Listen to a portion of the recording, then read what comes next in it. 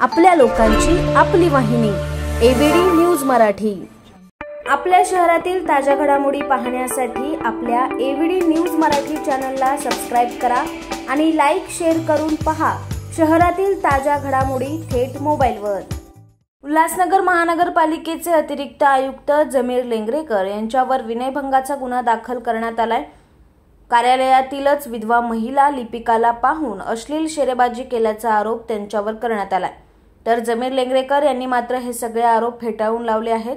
उल्हासनगर महापालिकेच्या मालमत्ता कर विभागात तक्रारदार विधवा महिला लिपिक काम करत असून जमीर लेंगरेकर हे शासकीय कामकाजानिमित्त आपल्याला त्यांच्या दालनात बोलवायचे आणि आपल्याला पाहून अश्लील शेरेबाजी करायचे असा आरोप या तक्रारदार महिला लिपिकाने केला आहे।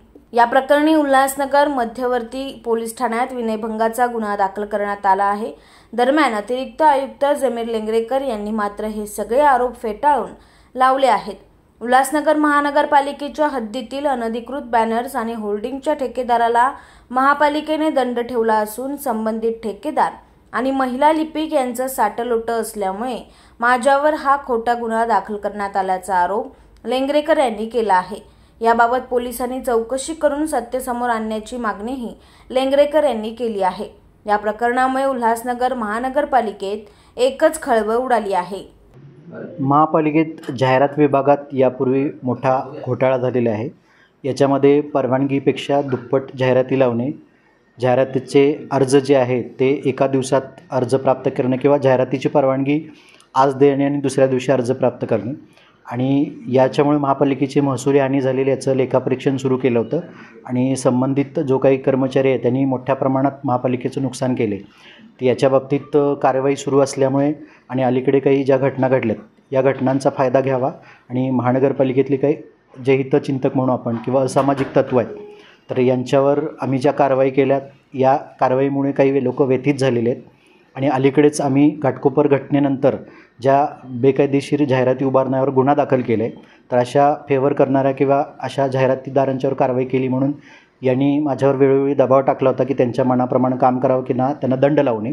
तर ह्या दंडाच्या गोष्टी किंवा इतर ठिकाणून आलेले जे दबाव आहे हे दबाव झुगारून आम्ही काम करत असल्यामुळं या ठिकाणी या पद्धतीनं आरोप सुरू आहेत।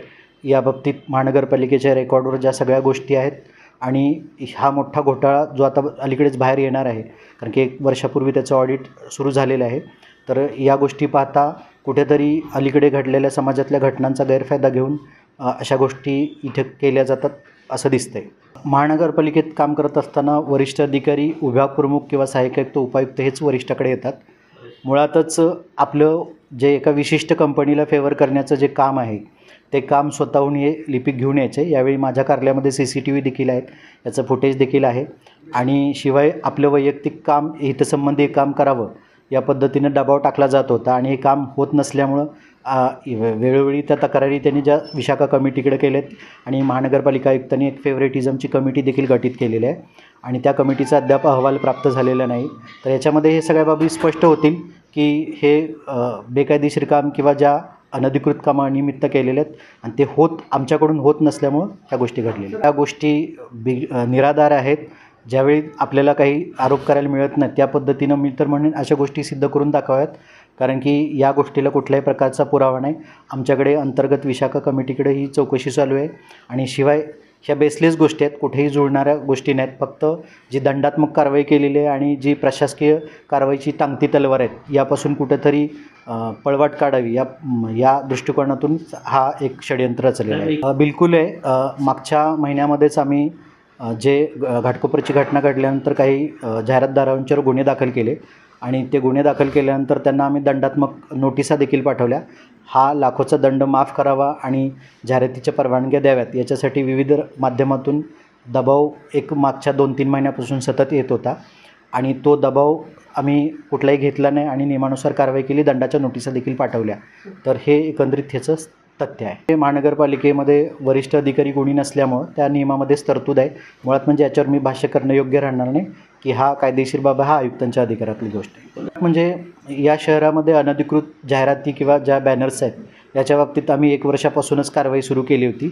आमच्या रेकॉर्डवर जर बघितलं तर सपना गार्डन या ठिकाणी अनधिकृत परवानगीपेक्षा दुप्पट जाहिराती उभा केल्याचं आमच्या निदर्शनास आल्यावर आम्ही ती कारवाई केली आणि त्याच्या दंडाची नोटीस बजावल्यानंतरच हे प्रकरण खरं तर सुरू झालं. आपल्या लोकांची आपली वाहिनी एव्हीडी न्यूज मराठी. आपल्या एव्हीडी न्यूज मराठी या यूट्यूब चॅनलला सबस्क्राईब करा. तसेच तुमच्या आजूबाजूच्या परिसरात घडणाऱ्या घटना आमच्यापर्यंत पोहोचवण्यासाठी व जाहिरातीसाठी एव्हीडी न्यूज मराठीला संपर्क साधा. संपादक रेश्माताई दुधाने 9765529008 आणि 9370508280.